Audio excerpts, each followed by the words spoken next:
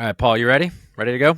Uh, yes, ready as I'll ever be. All right. So, in today's episode, we're going to look at how people learn, what's different, what's the same, and what it means for people learning themselves and in learning and development programs. So, Paul, let's start with what people need to learn. Well, a lot. And first of all, most people learn really, really suboptimally. So let's start with what people need to learn in a work context, I guess. So the key difference between work-based learning and what you learn from school, say, is that in most cases, work-based learning needs to be really practical. It needs to be really hands-on. I want to be really clear that there's nothing wrong with learning just for the joy of knowledge, but that type of learning is usually it's foundational and it doesn't apply directly to what you do. So in a work-based context, it really often does apply to the actions that you're performing on a day-to-day basis. Hmm. So, I'm guessing that's probably always been the case. Uh, but what's new? What's new about that? Well, I think I think a big difference is the sort of stuff that needs to be learned and in what quantity. So until pretty recently, in the world of work, we were in this phase that um, some people would sometimes call something like the geeks shall inherit the earth, or Hmm. their specialized knowledge is taking over. And basically, it put a premium on specialized knowledge. So things like coding, deep tech, deep knowledge in a particular domain, and everything else about sort of all the intangible stuff about just doing good work was important, but it wasn't as important as that deep specialized Hmm. knowledge. But now, particularly driven by AI and automation and robotics and things like that, we're seeing that flip. So rather than needing strong technical skills supplemented by just enough durable skills, what you really need is amazing durable skills supplemented by just enough technical acumen to be like a fact checker Hmm. of the work that is being done by AI and things like that. And by the way, just to be clear, when I say durable skills, that's kind of like an in vogue term these days. You can think of it as a synonym for soft skills, but we're talking about all of those things that are the intangibles of great work. So it could be, for example, how you communicate, how you collaborate, how you work well, how you perform processes, how you manage your work, all of that kind of stuff.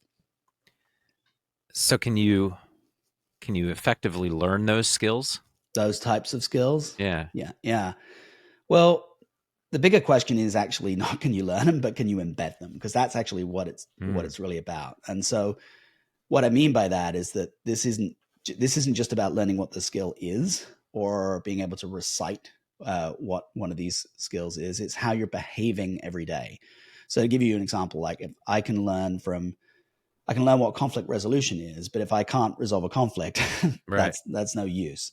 So, Hmm. but to get into the details, yeah, absolutely it can, but it has to be done in very specific ways. And we know this because we work with people every day to do exactly this. There are really two ways that are critical. The terms we use for them are learn, then do, and learn from do. So I'll break that down into the two elements, right?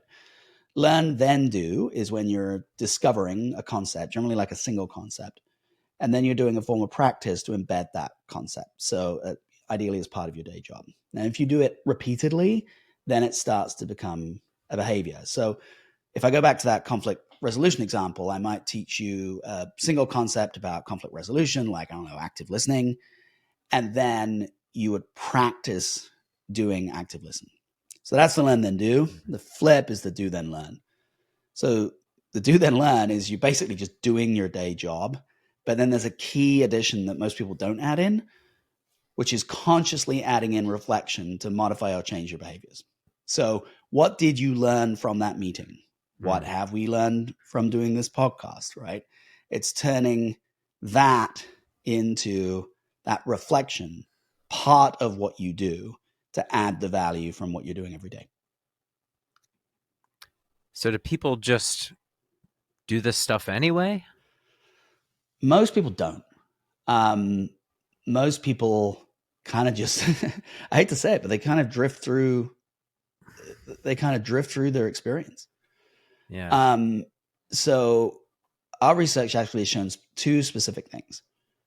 One is that 80% of success in the workplace, I'm talking about what gets people hired, what gets people retained, what gets people promoted, is these specific durable skills. Yeah.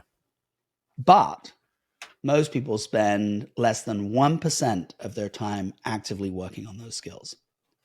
And if you can get to just 2%, up that 1% to 2%, it can make a massive, massive difference in individuals' lives, but in the efficacy of teams, in the efficacy of organizations. It's amazing to think that, but it's true. And that 2%, that 2% is, a very small part of your week. It might be, depending on how long you work, it might be like 10 to 20 minutes a day we're talking about.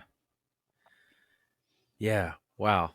Well, it's interesting when you say that too, because I think about the intangibles that a really standout employee has versus people who are doing good, but maybe not like Rockstar, where you're just really seeing that difference, and it's almost usually intangibles. It feels like now that I'm thinking about it, right? So what should people do to acquire those skills? What should people do? Yeah. There's like what you should do as an individual, I think, and then there's what companies should do. Actually, is probably going to be a lot of that's a theme for a lot of the stuff that we're going to be talking about here. Yeah. As an individual, it is about finding that time, right? And it's 10 minutes a day, probably at the start of the day, to consciously work on those durable skills. So I'm talking about the learn then do piece here, right? Carve out 10 minutes at the start of your day. Use it to learn a concept and practice it. Do it at the start of the day, because then as you go through the day, you'll see other opportunities and you go, oh yeah, I'm practicing that skill. But then also, after you've done that first piece, the learn, then do, you need to find the spots to do the do, then learn. And that means the reflection periods. So also put in small reflection periods, say 5 minutes every couple of hours. And all you're doing in that period of time is reflecting on what you've done and what you can learn from it. That could be at the end of every meeting, or it might just be in those periods of time. And so that work, if you do that with real discipline, will be staggeringly effective over time. If you're in learning and development, I think it's really about how you spend your time and your resources. So the lengthy offsites and stuff like that, it's never worked, right? So stop spending time and money on that stuff. And instead, focus it on creating a culture like the one I just described, and give people programs focused on durable skills, specifically durable skills, broken down into these small chunks, and make those programs easily structured, easily attainable, and done so in such a way that your users can easily consume it. And if you do that, and everything you do in terms of your culture and your process and so on is centered around the idea of this is a company that has a culture of learning, and where the people in that company are culturally and consciously learning and growing, it's going to make a massive difference to your organization and be a great place to work.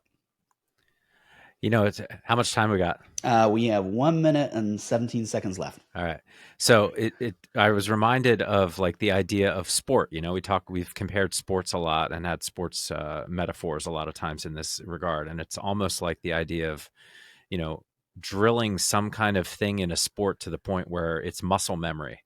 Exactly. And we've never had durable skills training as effective to turn them into muscle memory. Some people do it by nature. Some people are better at it than others, but as a learning, you got to drill it. You got to do it all the time until it's just rote and you just do it. And you make it look easy, right? So, you got it, man. I could not agree more. That's very interesting. All right. We did it. All right. Next time. See ya. Thanks.